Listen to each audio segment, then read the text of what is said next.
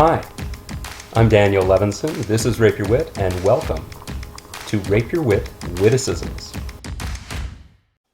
Hi. Before I start with quarterstaff today, I want to give a big shout out to the great and wonderful Jacques Capel, our master in Belgium, who gave me this beautiful poster way back when Kirsten and I first moved here to this new location, way back in 2003. And with that, always a thank you to all our friends who make this space really magical.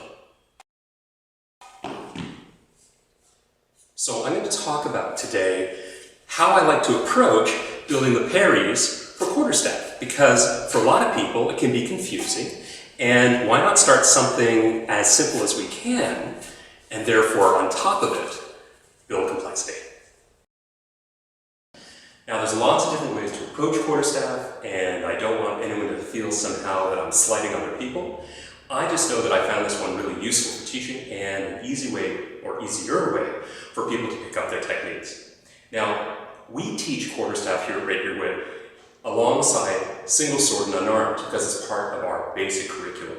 And that means that I can lean on all the techniques we teach in sword to help teach staff. And long ago I realized it's useful to retain the same numbering system and the general shape of targets on the body.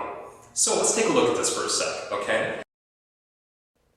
I think a good idea would be to review the sword parries that I'm using in staff, just so you can compare, all right? So, just to remind you, parry 1, parry 2, parry 3, parry 4, parry 5, and parry low 5.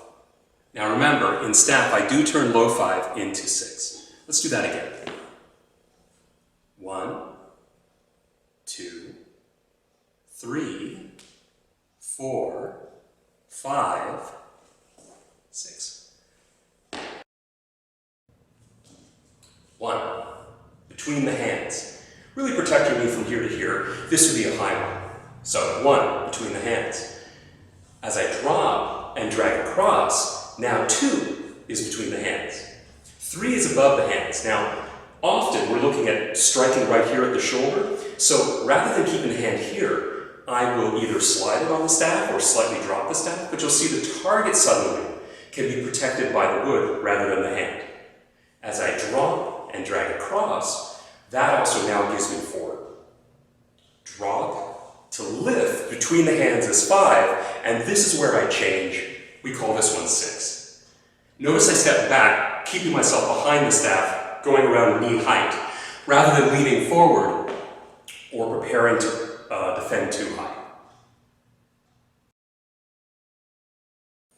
So now, how do we do the pattern to remember?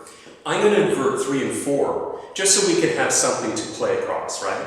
So we have 1 between the hands, 2 between the hands, I'm skipping 3, 4 above the hands, back to 3 above the hands, 5, 6. Now, with sword, what's useful to remember is we have advance, retreat, pass forward, pass back, double pass, so on and so forth, pass with a switch.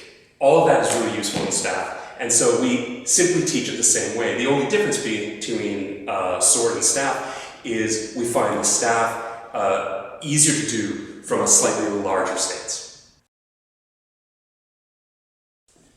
Just so you get to see it from different angles. 1, 2, 4, 3, 5, 6. And does this staff make my bum look big? 1, 2, 4, 3, 5, 6.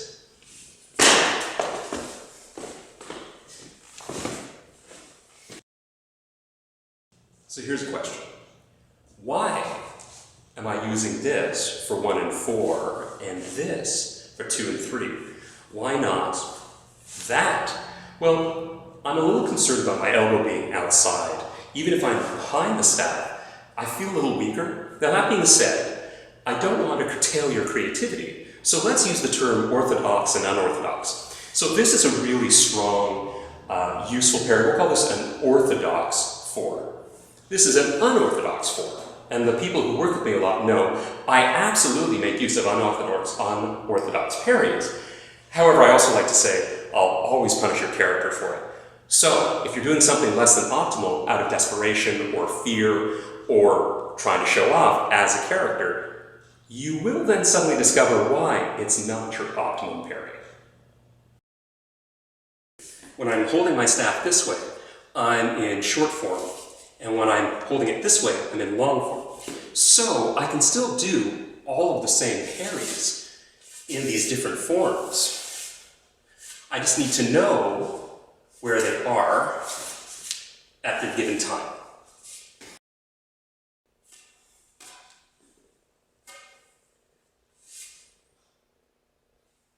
Often people ask me about hands, where we can put hands. You certainly can fight with both hands pronated or in a boxing grip. You can have one hand supinated, one hand pronated. And that's what I really like when I'm doing spear work and driving that way. The only thing I don't do is this, because this is very strange and feels uncomfortable.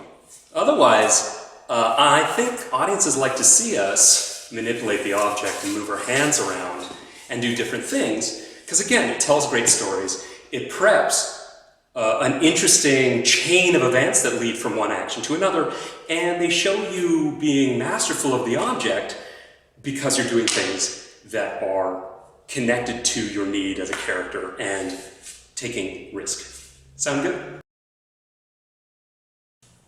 I hope that's helpful so you can start figuring out how the sword and the staff fit together.